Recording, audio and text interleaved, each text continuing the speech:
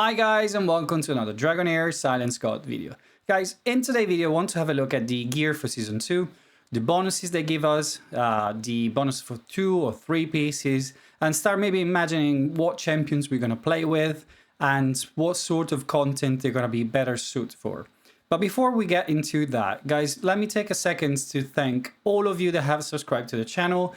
It's been only 3 weeks from my first ever video and we almost reached the 200 subscribers. Guys, it is amazing and I really would like to hit the 500 subscribers maybe by the end of the year. So if you haven't subscribed yet, please hit the button down below. It will help the channel grow. So let's jump into the video and have a look at these gear sets that we have in Season 2. So guys, the first set we're going to have a look today is the Gambler set. This set stays the same as it was in Season 1. It will give us a 2 pieces attack percentage 15% and attack speed at 20%. If we wear 3 pieces, we're going to have a damage bonus, 30% chance of dealing 5% target current HP through damage. It caps out at 200% of the wearer attack. This is the set that is ideal for bosses. Usually Vortex or long battles where we're gonna deal massive damage and the bosses has incredible high HP. The next set of gear up is the Holy Hunter. The Holy Hunter also will stay exactly the same as it was in Season 1.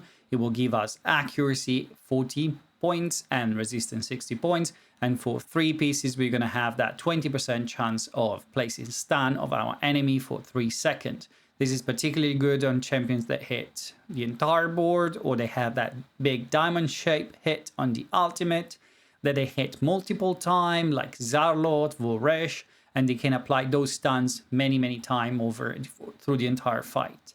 It's very useful for content like Famiander or the Pillar of Trial, and we're going to have it still in Season 2, and this is going to help us massively in those content in particular. So let's see the next one up.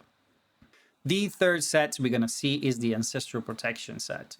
Ancestor Protection set was in Season 1, is also present in Season 2, but is slightly different and in my opinion a little bit worse. On 2 pieces set, we're going to gain resistance and HP. It used to be defense percentage and HP percentage. On 3 pieces, we're going to get the same damage mitigation. So we're going to take 15% less damage taken by our team. That damage will be transferred to the wearer. And only one character in the team can wear this set because otherwise it will not work on multiple of them. And that wearer will take 15% less damage. Now, the way we used to play this set was on our tank in particular. Champions like Garius, for example, that needs very high defense. It can soak that damage, it can take it, and then it can heal us back. Or other champions like Furbat, for example, is particularly good for this. Now, losing that percentage of defense is a massive loss, in my opinion. Resistance is useful, but not as much as defense. I would have preferred these sets to be resistance and defense, and not HP. Maybe we're going to use it more on other champions like Healer, when we maybe need to push that HP and resistance. It could have a place in the game. I still think, in my opinion, is worse than what it was in Season 1. Let's see if it's going to stay the same when we get to hit the real server and we're going to have Season 2 truly active and not just on a test server. Let's see the next set of gear. The next gear set is called Emperor set and it replaced the Troll set. The Troll set used to have attack percentage and skill haste, but grants to the wearer a heal equal to 40% of the attack. This 3-piece bonus has been changed. Now the Emperor set grants the same stats for the 2 pieces, but on the 3 pieces read like this. When the wearer deals damage to an enemy with lower attack, the current damage will be increased based on the difference value of attack. When the wearer attack reaches 200% of the target, the damage bonus will be increased to the maximum value of 50%. Now, this set, to me, seems the answer from the developer to the problem we have in Arena, where tanky defense are very difficult to beat in the time we have available. Wearing this set, we can get in and target those tank in the front row with our damage dealer first and deal massive damage of them. And when the tanks are out of the way, we can then deal with the back line and probably have a win in the time assessed for the battle. I don't know if this is going to be enough to sort the problem we have with the stall arena team, but it's at least an attempt to a solution. But let's see the next gear set up. So the next gear set is called Abyssal Curse. The Abyssal Curse set has the same 2-piece bonuses from the Platinum Knight from Season 1, but obviously the 3-piece bonuses change. The 2-piece bonus now is a 15% attack plus 30 enlightenment, as it was, and the 3 pieces, derivative damage dealt by the wearer ignore 20% of the enemy defense. Now this is making those derivative damage dealer much more relevant, possibly in PvE contest in particular. Those champions like Shelter, to name one that is wildly accessible, I think they will do massive damage with this set on. We need to test it and try in a real contest, not just on a test server, obviously. But it sounds interesting to me. So let's see the next one up. The next gear set is called Inventor Inspiration, and this replaces the Imperial Executioner set. The Imperial Executioner set used to have that 18% ignore defense. Now on this set, we have the same bonuses for the first 2 pieces, as we've seen on every set so far. It's going to be attack percentage and crit rate. And on the 3 pieces, we're going to have basically every time the wearer casts a battle skills on an ultimate skill, they receive an 8% damage bonus for 15 seconds up to full time. This is going to be particularly useful on those champions that have short skill recharge time. And if we're going to push that skill haste on them and make those recharge very short, we're going to be able to stack that 8% damage up full time, making our damage dealer do massive damage. It's going to be interesting to try this one. He's not ignoring defense. He's not doing anything crazy. He's not giving us max HP damage, but it's still going to stack up a good percentage of additional damage on our champion. So guys, the last 2 gear sets are, in my opinion, messed up. I believe they switched the description. They probably switch around the effect. The icon don't match the bonuses, and the gear set seems odd in this construction at the moment. I've already given the feedback back to the developer. They haven't replied to me yet. They said they are investigating and try to understand. Let's see how the game hits live in a couple of days. But I really hope they're going to sort it out, because at the moment this seems very, very odd to me. And I'm sure that when I've explained my reasoning, you can understand why. So let's have a look at the first one, which is called Seral Whisper. Seral Whisper is the gear set that replaced the Radiance of the Blue Oak. Radiance of the Blue Oak in Season 1 was giving us HP percentage and enlightenment. 2 bonuses that were particularly good for healers, and the 3-piece of that gear will give an extra healing to our healers. So we play it through the entire season in that way.